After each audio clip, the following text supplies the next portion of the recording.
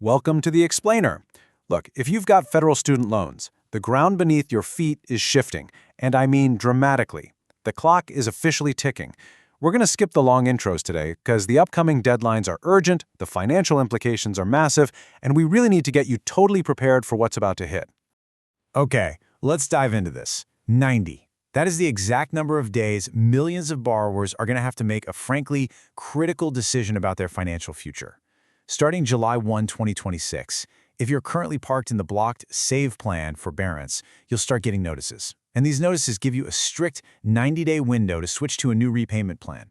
If you miss that window, or if you just ignore the notice, you are automatically getting forced right into standard repayment. Section 1. The July 2026 transition. So this massive transition is the direct result of the Working Families Tax Cuts Act. You might also hear it called the One Big Beautiful Bill Act. Let's walk through exactly how this staggered rollout is going to happen, because honestly, the dates really matter here. July 1, 2026 is day 0. That's when the new borrowing caps kick in and those 90-day notices start going out in waves. Now, if you happen to get your notice on day 1, September 29, 2026 becomes your absolute earliest deadline to switch plans.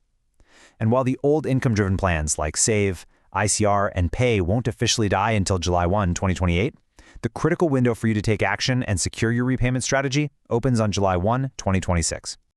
As you might expect, this timeline has triggered immense anxiety online. One Reddit user captured the mood perfectly, writing, "Chaos and confusion is how this administration works." It is completely understandable to feel overwhelmed by shifting deadlines and complex financial changes.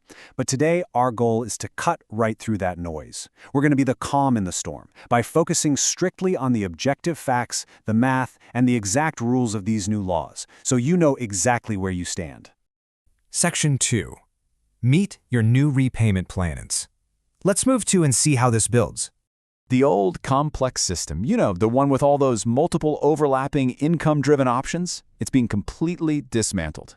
Here is the visual contrast of what's actually happening. On the left side, the outgoing plans, Save, ICR, and Payee, they're all being phased out.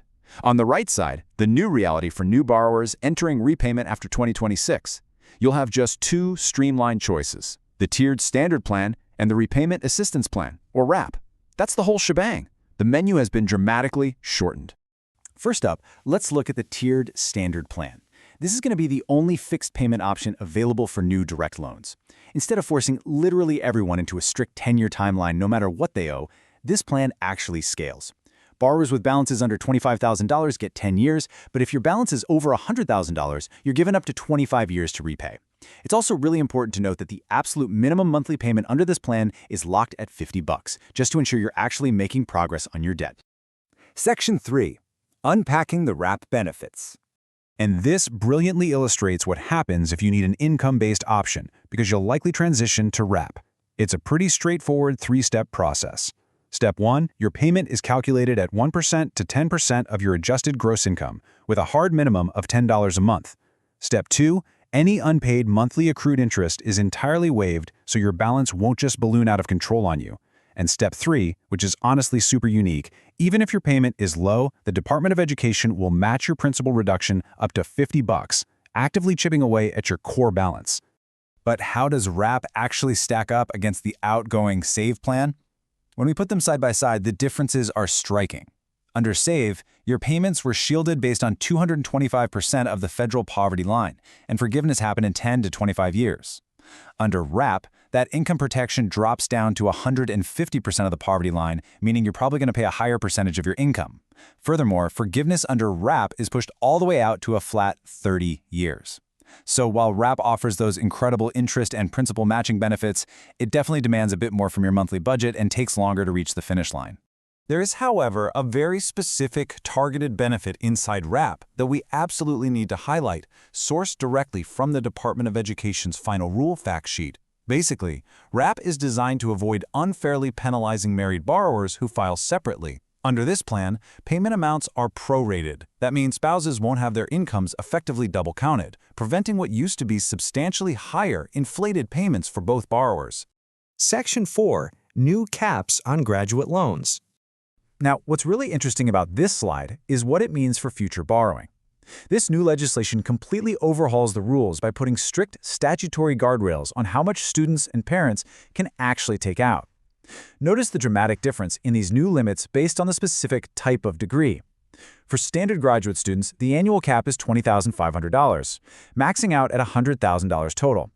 But professional students, they get a much higher ceiling, up to $50,000 annually and a $200,000 aggregate cap.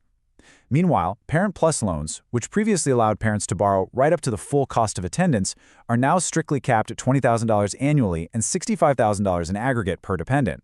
Because that borrowing difference is so large, we've got to clarify exactly what a professional student actually is. This is not just an arbitrary label a university can slap onto any master's degree to unlock higher loan limits.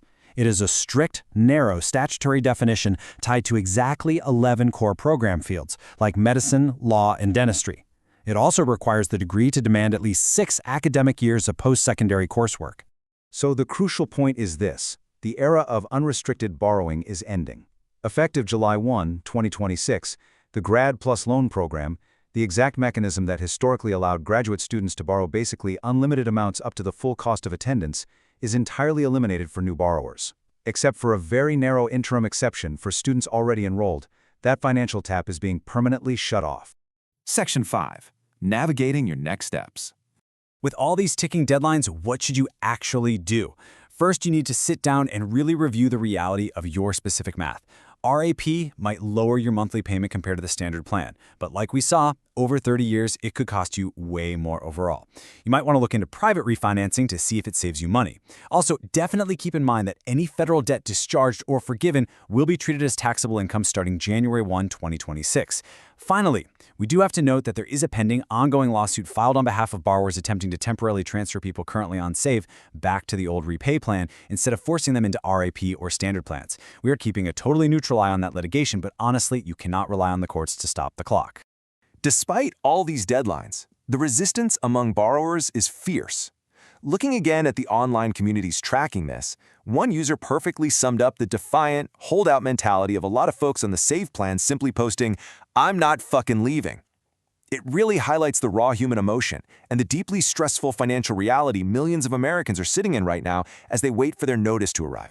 But holding out doesn't stop the calendar. The transition dates are locked right into the legislation. So with the clock ticking toward that earliest deadline of September 29th, my challenge to you is to check your loan dashboard today.